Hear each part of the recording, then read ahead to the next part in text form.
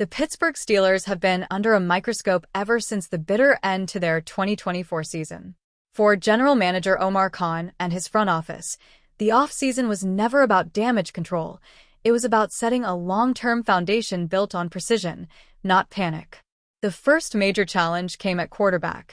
After an abrupt and surprising split with both Russell Wilson and Justin Fields following the regular season, the Steelers were left with a barren quarterback room heading into the 2025 NFL Draft.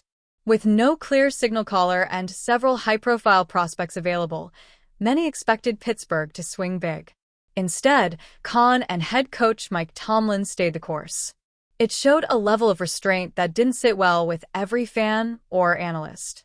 The Steelers passed on projected top-tier quarterback Shedeur Sanders, son of NFL legend Deion Sanders, despite his name recognition and flashy college resume. Sanders eventually slid to the 5th round, where the division rival Cleveland Browns scooped him up. The Browns had already selected Oregon's standout Dillon Gabriel, further fueling speculation that Pittsburgh had missed its moment. Rather than chase headlines, Pittsburgh focused on the trenches and defensive help early, drafting Derek Harmon, Caleb Johnson, and Jack Sawyer with their top picks. Then came their only quarterback selection, Will Howard, a physical and poised signal caller out of Ohio State, taken in the 6th round.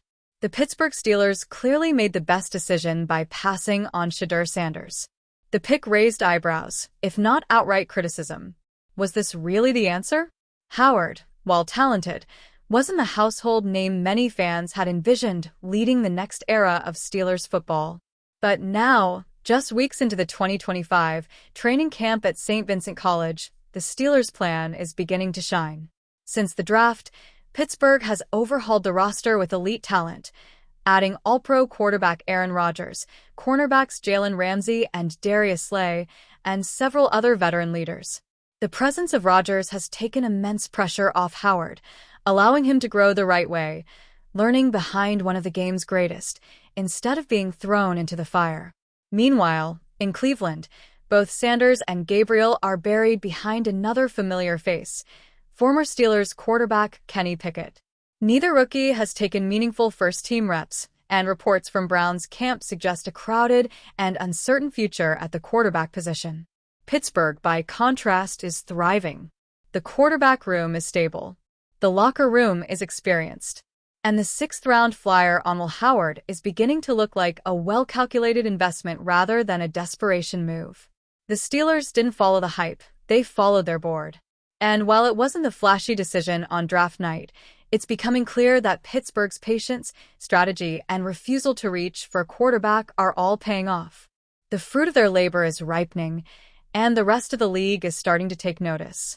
Pittsburgh Steelers rookie quarterback Will Howard left Tuesday's practice early after suffering an injury, according to Nick Farabaugh of Penn Live. Howard left on a cart after the second-team period. He was sitting in the front seat of the cart with his Steelers trainer. Veteran Skylar Thompson replaced Howard as the number 3 QB. There is no word yet on what kind of injury Howard is dealing with, but he did give a thumbs up as he left on the cart, according to Farabaugh. The former Ohio State star and Pennsylvania native is in his first season with the Steelers after being drafted by Pittsburgh in the 6th round of the 2025 NFL Draft. Will Howard wasn't drafted until the 6th round of April's NFL Draft, despite leading Ohio State to a national title last season. He threw for 4,010 yards and 35 touchdowns during his one and only season with the Buckeyes, while completing 73.1% of his passes. Despite the impressive numbers in college and the fact that he proved himself as a winner, Howard still had plenty of doubters as he went through the draft process. He is putting in the work throughout the offseason and during training camp to try and prove those doubters wrong. The thing I've been focusing on the most through this offseason and this training camp is just throwing the ball through people, he said. I think a big knock on me through the draft process was my arm strength. I don't necessarily agree with that. I think sometimes I just take some velocity off the ball, maybe to place it or to be too accurate. But I've been trying to focus on throwing the ball through people. Even if there's a guy wide open, still putting velocity on that thing, keeping my cleats on the ground and using my power to get everything on every throw that I can. Earlier during training camp, Howard spoke about what it has been like going through his first NFL preseason. Oh, I'm having a blast. This is my dream. This is my childhood dream, Will Howard said.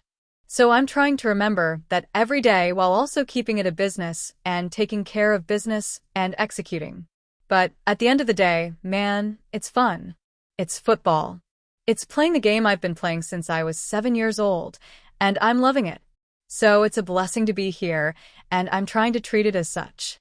Howard has been a fan favorite throughout training camp, with the crowd cheering on his accurate throws.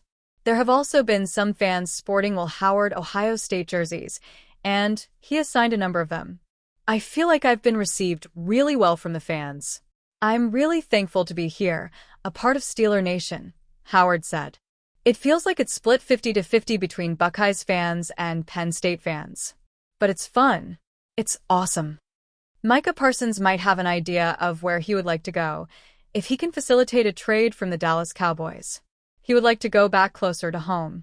Before Cowboy fans' jaws drop at the thought of the Philadelphia Eagles, Parsons referred to the Steelers. For context, Parsons said this in February, earlier this year, during Super Bowl Radio Row.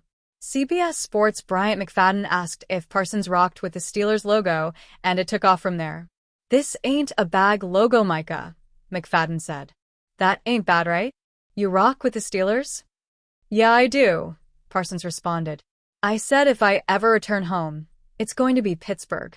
I mess with Mike Tomlin." NFL.com's Eric Edholm recently broke down which 7 teams could trade for Parsons. The Steelers were not mentioned, and ironically, they just gave a monster contract to their own star pass rusher, TJ Watt. He's now making $41 million a year. Get the Daily On 3 newsletter in your inbox every morning. By clicking subscribe to newsletter, I agree to On 3's privacy notice, terms, and use of my personal information described therein. While Parsons, a former Penn State star, has been as advertised for Dallas, his sole focus is on being traded. ESPN's Jeremy Fowler had the latest over the weekend. I checked in on this and asked around, and I was told that Micah Parsons' sole focus right now is getting traded, Fowler revealed during an appearance on SportsCenter on Sunday morning. His focus is not on games and the regular season, but we can see how this plays out. The 2-time All-Pro pass rusher revealed that he initially approached the Cowboys about a contract extension after the 2023 season. Dallas did not want to start any negotiations at that point. Fast forward to this past March, Parsons met with Jones to talk about leadership. Parsons said the conversation shifted into a discussion about his contract. He informed Jones that his agent, David Mulugheta, would reach out. When Mulugheta reached out, he was told the deal was pretty much already done. This wasn't the case. From there, the Cowboys went silent, according to Parsons. Up until he requested the trade, Parsons had heard nothing from the Dallas brass. Parsons was spotted on the sidelines at Cowboys training camp on Saturday, albeit not in pads. His appearance could be an indication that talks had potentially resumed. However, there's no indication of a new deal or a trade taking place for the time being.